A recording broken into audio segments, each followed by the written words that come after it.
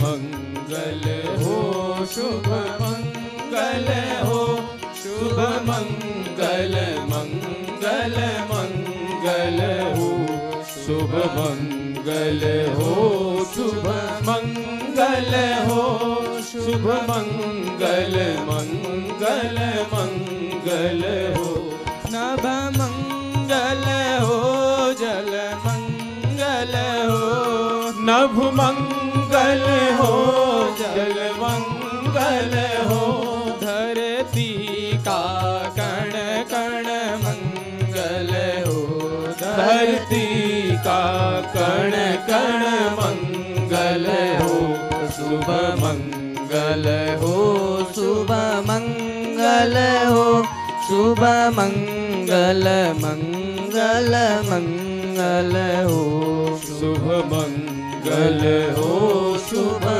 मंगल हो, शुभ मंगल मंगल मंगल हो, दिन मंगल हो, निशि मंगल हो, दिन मंगल हो, निशि मंगल हो, जीवन का हर क्षण मंगल हो, जीवन का हर क्षण मंगल हो, शुभ मंगल हो, शुभ मंगल हो, शुभ मंगल मंगल मंगल हो, शुभ मंगल हो, शुभ मंगल हो, शुभ मंगल मंगल मंगल हो, तन मंगल हो, मन मंगल हो, तन मंगल हो, मन मंगल हो, श्रम से अर्जित धन मंगल हो, श्रम से अर्जित धन मंगल हो, शुभ मंगल हो, शुभ मंगल हो, शुभ मंगल मंगल मंगल हो, शुभ मंगल हो, शुभ मंगल हो, शुभ मंगल मंगल मंगल हो, मति मंगल हो, गति मंगल हो, मति मंगल हो, गति मंगल हो, मानव की हर कृति मंगल हो, मानव की हर कृति मंगल हो, शुभ मंगल हो, शुभ मंगल हो, शुभ मंगल मंगल मंगल हो, शुभ मंगल हो, शुभ मंगल हो, शुभ मंगल मंगल मंगल हो, शुभ मंगल मंगल मंगल हो, शुभ मंगल मंगल मंगल हो।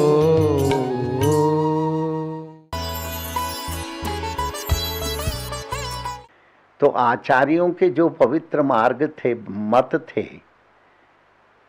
वह जोड़ने के लिए बनाए थे समाज को, किंतु उनके अनुयायियों ने अलग अलग, उनको न समझते हुए अलग अलग पंथ और संप्रदायों की स्थापना कर ली। इसमें भी थोड़ा सा न समझने के कारण एक भ्रांतियां बनी, किंतु महापुरुषों का जो सिद्धांत था, महापुरुषों की जो जीवन जीने की शैली थी, वह आज भी उतनी ही उपयोगी थी जो उस समय में रही होगी। महापुरुषों ने साधना के माध्यम से जिस सत्य का साक्षात्कार किया था, उन्होंने सिद्धांत के रूप में उसको लिपिबद्ध करके जनता के सामने उन्होंने जनता को समझाया था।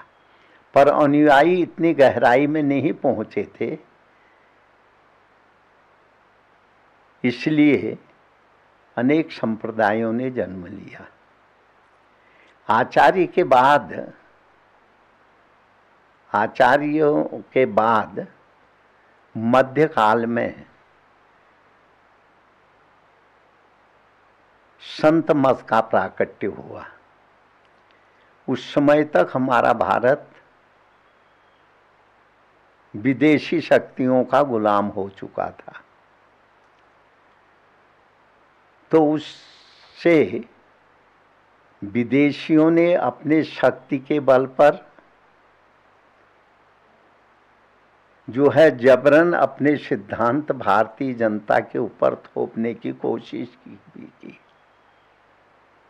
तो उस समय भारत के विभिन्न अंचलों में महापुरुषों का प्रादुर्भाव हुआ। एक साथ कबीर का जन्म हुआ, रविदास का जन्म हुआ, मीरा का जन्म हुआ, गुरु नानक देव जी का जन्म हुआ,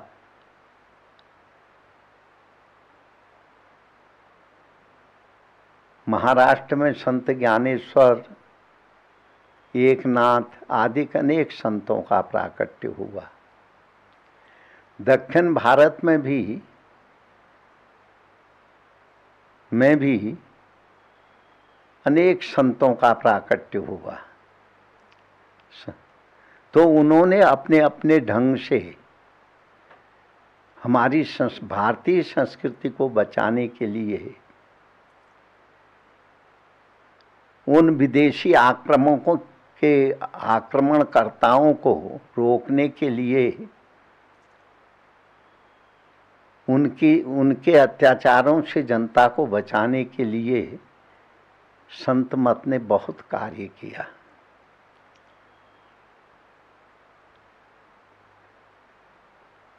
इसके पश्चात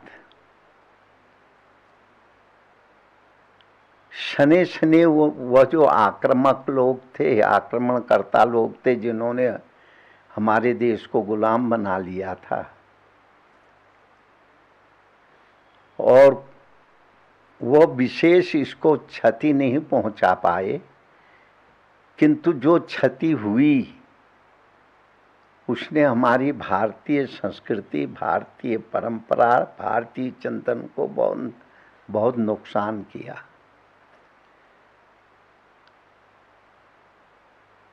क्योंकि सभी संतों ने, जबकि हम देखते हैं सिद्धांत के रूप में सब आचार्य एक मत में नहीं है। किसी ने जो है अद्वैतवाद की स्थापना की, किसी ने विशिष्टाद्वैतवाद की स्थापना की, किसी ने द्वैताद्वैत सिद्धांत की बात की, किसी ने अद्वैत सिद्धांत की बात की, किसी ने शुद्ध द्वैत की बात की। इस तरीके से अनेक मतमता यानी जो है आचार्य परंपराओं में जो आचार्यों ने संदेश दिया था, उनकी बात को जनता ने ठीक से नहीं समझा और उसको अपने आचरण में नहीं ला पाई। तो संत मत ने एक मतेन हो करके सरल वाणी में, सीधी सादी वाणी में, लोगों की भाषा के माध्यम से, लोगों की बोली के माध्यम से जनता को जागृत किया। एक तरफ जहां हम देखते हैं आचार्य परंपरा में एक ही जाति का विशेष हुआ रहा, उस समय हमारे देश में जातिवादी समस्याएं बहुत अधिक मुखर हो चुकी थी, और जो भी थे वह जाति के नाम से अपने आप को संगठित कर रहे थे, और इसका लाभ उन विदेशी विधर्मियों को मिला जो भारत को गुलाम बनाए थे। हिंदू समाज कमज़ोर हुआ, ये विधर्मी लोग जो यानी जो है ये जिन्होंने हमको गुलाम बनाया था, ये लोग शक्तिशाली बनते गए। इन्होंने जो है इनके शासक वर्ग ने जो है ये कहा कि तुमको छोटा मानते हैं, उनको बड़ा मानते हैं, अपने को बड़ा मानते हैं, जबकि हमारे भारतीय परंपराओं में छोटे बड़े की कोई बात नहीं है। और वहाँ तक भी उन लोगों ने ये कहा तुम्हारे वेदों में भी ये लिखा है, जबकि ये विदेशी धर्मावलंबी, विदेशी जो शासक लोग से जो भारत में शासन कर रहे थे, उन लोगों ने वेद को पढ़ा नहीं था। उनकी वेद बोली में वेद है ही नहीं। जैसे हमारे यहाँ पर एक मंत्र आता है, ब्राह्मणोस्य मुखमासीत बाहुराजन्य कृत उरु तदस्य जद्वैश्य पदभ्यांगुं शूद्रो अजायतः। ये यजुर्वेद के पुरुष सूत्र का एक वाक्य है, एक मंत्र है। ये जो विराट स्वरूप परमात्मा है, उसका मुख ब्राह्मण है। ब्राह्मण शब्द कोई जाति का द्योतक नहीं है, यानी शिक्षित, शिष्ट और सुंदर जीवन शैली में जीने वाले को ब्राह्मण कहते हैं। जैसे आज भी देखें, अनेक यूनियन हैं, शिक्षक यूनियन, मजदूर यूनियन, श्रमजीवी वर्ग की यूनियन। वो यूनियन अलग अलग हैं, उनके नेता अलग अलग हैं। वो अपनी अपनी मांगें शासन के सामने कहते हैं। शिक्षक वर्ग, जो शिक्षक यूनियन है, वह अपने अधिकारों की बात करती है। जो मजदूर यूनियन है, वो अपनी बात करती है, अपने अधिकारों की बात करती है। जो श्रमजीवी, इसका विस्तार से कहने की आवश्यकता नहीं। हर व्यक्ति यूनियनों के माध्यम से अपने हितों की बात, अपने यूनियन में जितने भी सदस्य हैं उनके संरक्षण की बात करती है। तो इसी तरह से उस समय में भी जहाँ ब्राह्मण, क्षत्रिय, वैश्य और शूद्र की बात आती है, तो यह जो विराट, क्योंकि प्राचीन हमारी वैदिक संस्कृति में परमेश्वर को सबसे ऊपर माना गया है। सर्वं खल्विदं ब्रह्म, सब में वह ब्रह्म है, सब जगह वह परमात्मा है। कोई भी ऐसी जगह नहीं जहाँ वह परमात्मा न हो। ये हमारी मान्यता है, ये हमारा सोच है। जैसे जो हमारे देश पर शासन करने वाला वर्ग पहले आया था, जिसको इस्लाम के नाम से हम जानते हैं, उन्होंने इस भारत में बहुत अत्याचार किया। जबरदस्ती भारतीय लोगों से मैं आपस में भेद डालने की कोशिश की, उसमें वो लोग कुछ सफल भी हुए। जैसे उन्होंने ये कहा, देखो ब्राह्मण अपने को श्रेष्ठ मानते हैं, क्षत्रिय अपने को श्रेष्ठ मानते हैं, वैश्य अपने को श्रेष्ठ मानते हैं, शूद्र को कम मानते हैं। ये वेदों में लिखा है कहा, क्योंकि उन्होंने तो वेद पढ़े नहीं थे। तो वेद में ये लिखा है, ब्राह्मणोस्य मुख में जो चिंतन वर्ग होता है, चिंतक होता है, जो शोधकर्ता वर्ग होता है, जो समाज को शिक्षित करने वाला वर्ग है, उसको ब्राह्मण कहते थे उस समय। वो कोई भी हो सकता था। जैसे अगर आप पुराणों की कथा सूत जी ने कही थी, सूत जी ब्राह्मण नहीं थे। सूत जी एक निम्न वर्ण से, अगर इनकी भाषा में हम बोलें तो एक छोटे वर्ग से आए थे। पर नैमिषारण्य में जितने भी बड़े बड़े ऋषि मुनि थे, शौनकादि ऋषि, सबने सूत से कथा को श्रवण किया। सूत उच्च आसन पर बैठे, वह सब नीचे बैठ करके उनकी कथा को श्रवण किए। तो वहाँ पे हर वर्ग का जो अच्छा व्यक्ति है, चिंतक व्यक्ति है, वह व्यक्ति को ब्राह्मण कहते थे। ब्राह्मणोस्य मुखमासीद। बाहुराजन्य, जो बलजीवी वर्ग है, मुंह से हम निर्देश दे सकते हैं वाणी के द्वारा, पर वाणी जो है हम किसी से लड़ नहीं सकते हैं। अगर वह लड़ने के लिए आएगा, मुंह बोलेगा भाई रुक जा रुक जा रुक जा, पर वह नहीं रुकेगा तो रोकेंगे तो हाथ ही ना उसे।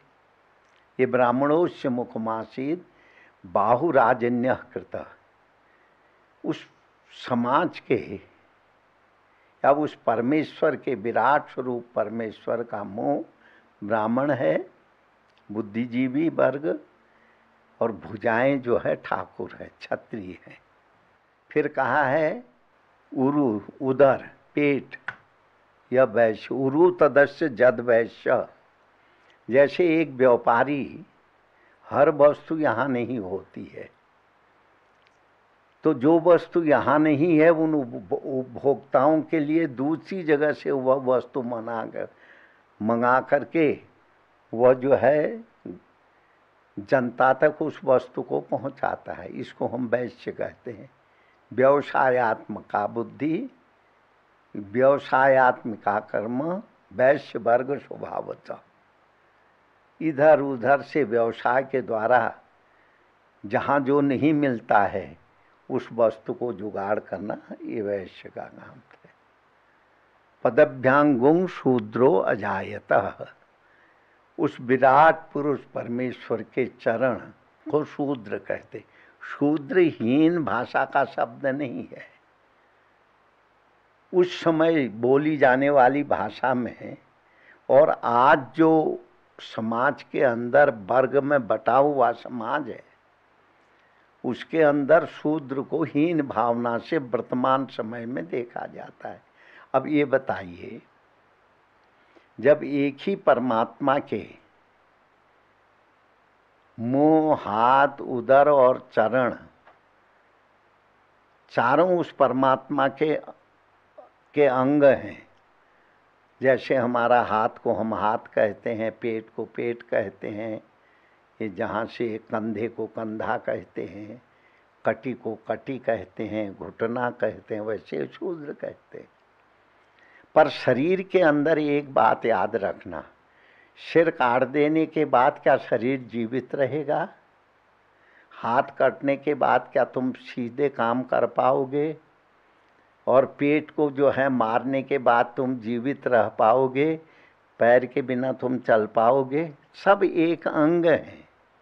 या एक इन जो है, ये जिन्होंने सत्य को ठीक से नहीं समझा, ऐसे लोगों का ये वितंडावाद है, कहीं बुरा नहीं है। अच्छा, सबसे बड़ी हमारे देश में सबसे पवित्र नदी कौन है? और गंगा चरणों से निकली है।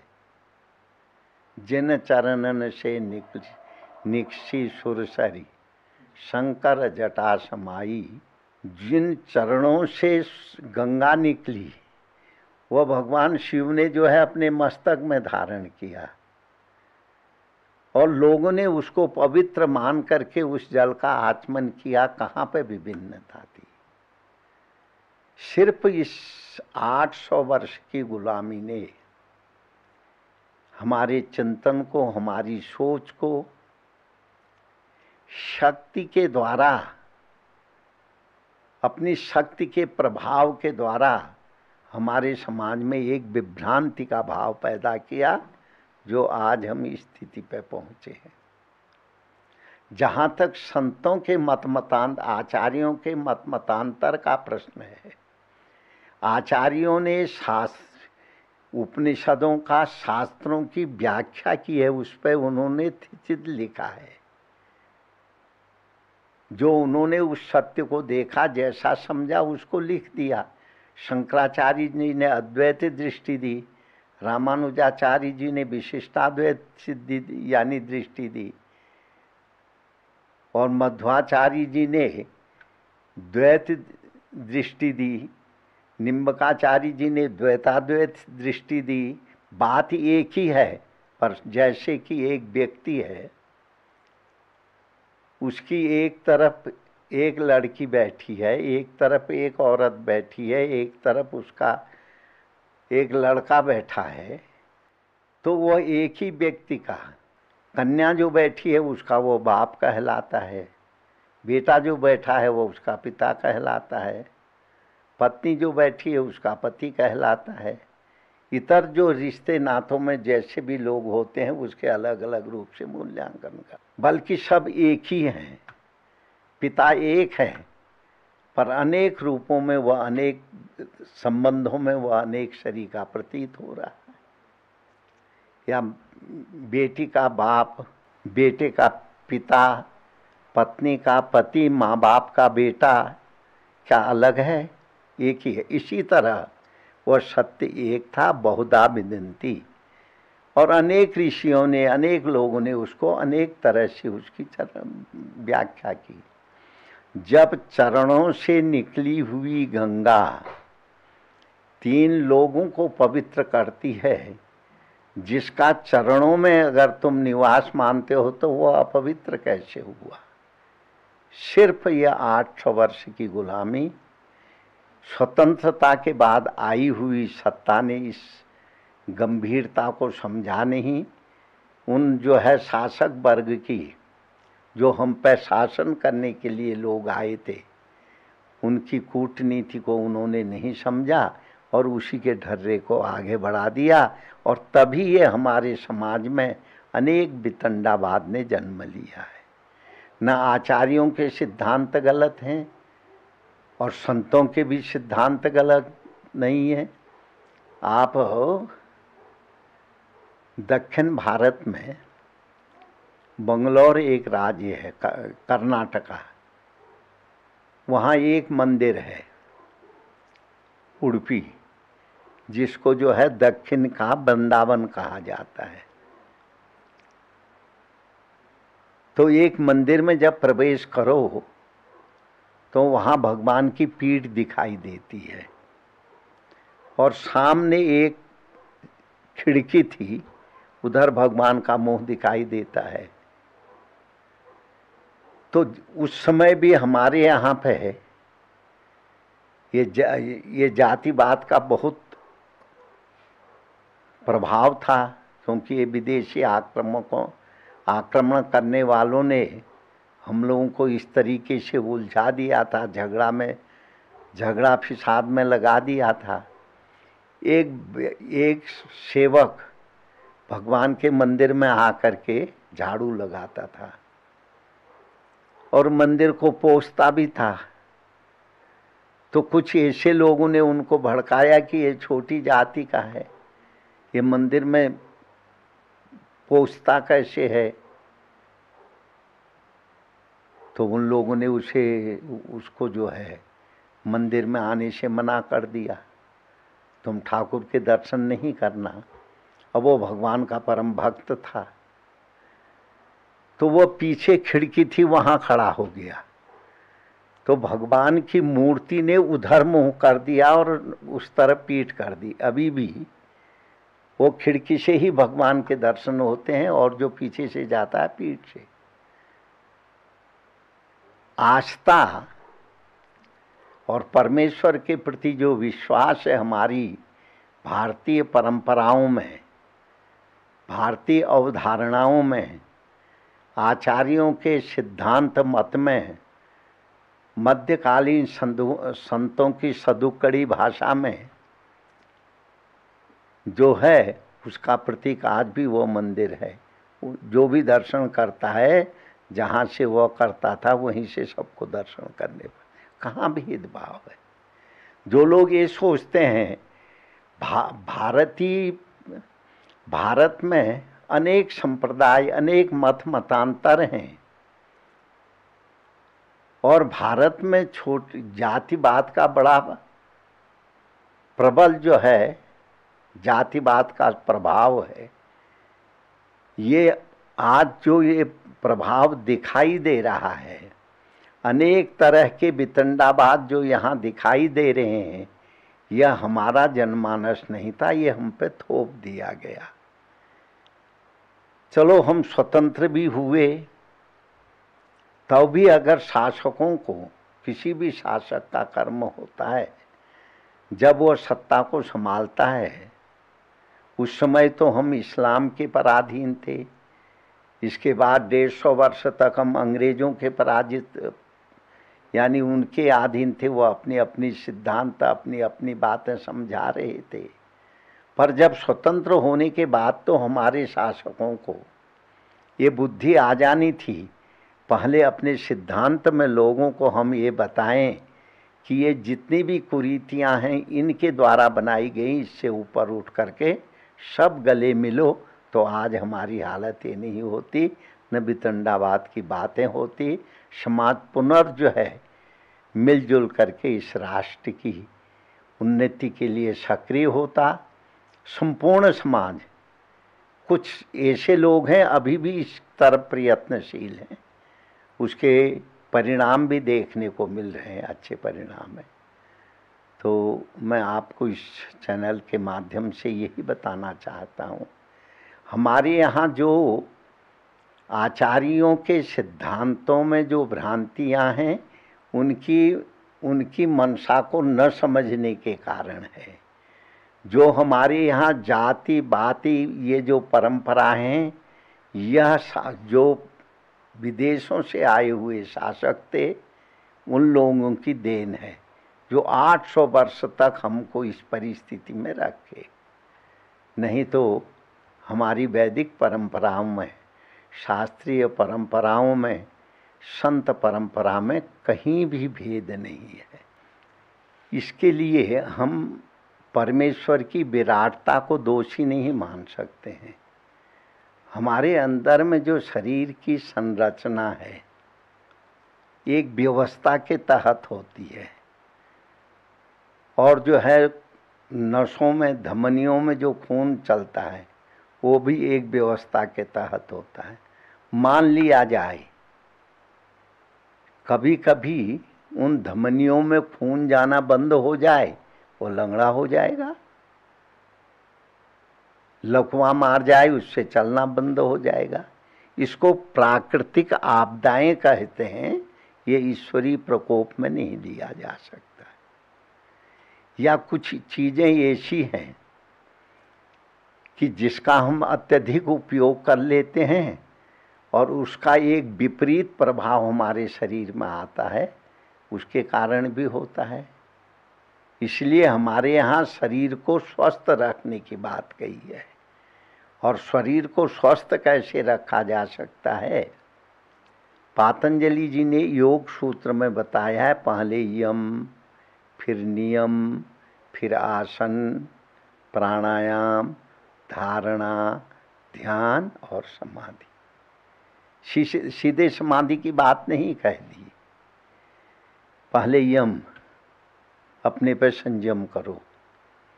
जब तक अपने पे संयम नहीं करोगे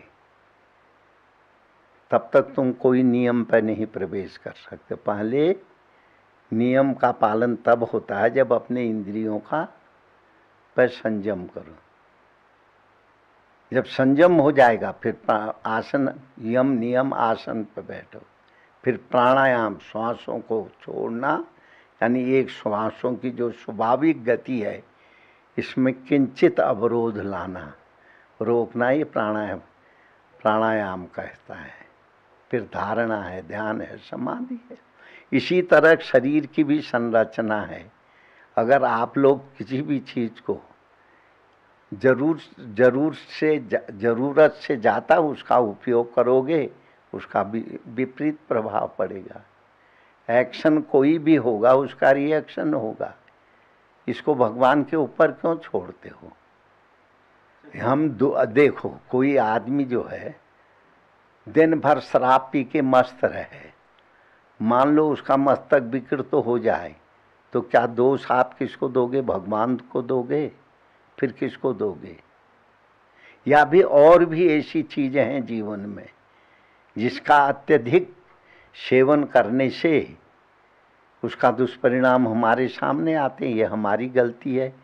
जिसका बोध हमें है, हम मानते हैं ये हमारे द्वारा ये हुआ, इसका परिणाम ये हुआ, उसमें अपनी गलती मानो, परमेश्वर की गलती मत मानो। समझ में आया ना? भगवान अगर सबको लंगड़ा ही करना था तो सारी सृष्टि को लंगड़ा कर देता।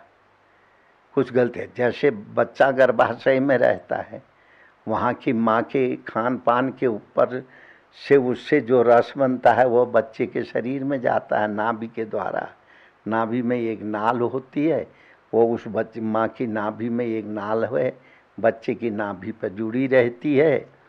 और जो है जो माँ भोजन पाती है वह रस बन करके उस नाल के द्वारा बच्चे को पोषण मिलता है। अत्यधिक गर्मी खा लेगी तो बच्चे को बीमारी होगी या अच्छी जो है, इसलिए युक्ताहार विहारस्य युक्त चेष्टस्तु कर्मसु युक्ता स्वप्नबोधस्य योगो भवति दुःख। युक्ति से, संयम से, समझ में आया ना। पर आजकल हम ऐसे साहित्यों को पढ़ते हैं, अच्छा किया तो हमने किया, गलत हुआ तो भगवान ने किया। जो हमारी सोच है, जो हमारी क्षमता है, इसका आप लोग उसका आंकलन करके ही जहाँ तुम्हारी गलती है उसको अपनी मानो, और जिसके तुम्हारी गलती नहीं है उसको प्रारब्ध का दोष मानो आप, और क्या करोगे। इसीलिए महापुरुषों ने कहा है तपंग रेवा तटंग, ऐसा विश्वास है। इसलिए रेवा तटे तपंग क्रूर्यात मरणं जाह्नवी तटे, नर्मदा जी के किनारे तपस्या करो और मृत्यु गंगा जी के किनारे पुण्य भूमि ही जी सकते हैं।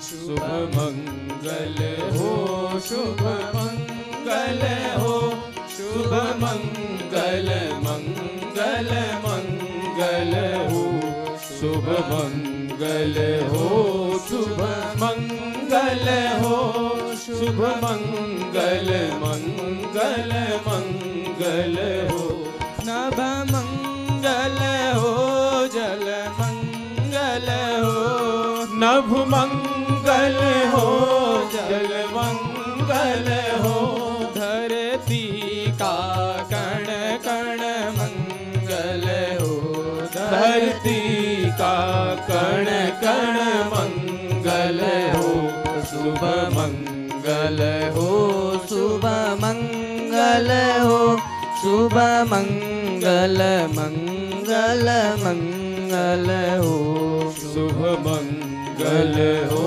शुभ मंगल हो, शुभ मंगल मंगल मंगल हो, दिन मंगल हो, निशि मंगल हो, दिन मंगल हो, निशि मंगल हो, जीवन का हर क्षण मंगल हो, जीवन का हर क्षण मंगल हो, शुभ मंगल हो, शुभ मंगल हो, शुभ मंगल मंगल मंगल हो, शुभ मंगल हो, शुभ मंगल हो, शुभ मंगल मंगल मंगल हो, तन मंगल हो, मन मंगल हो,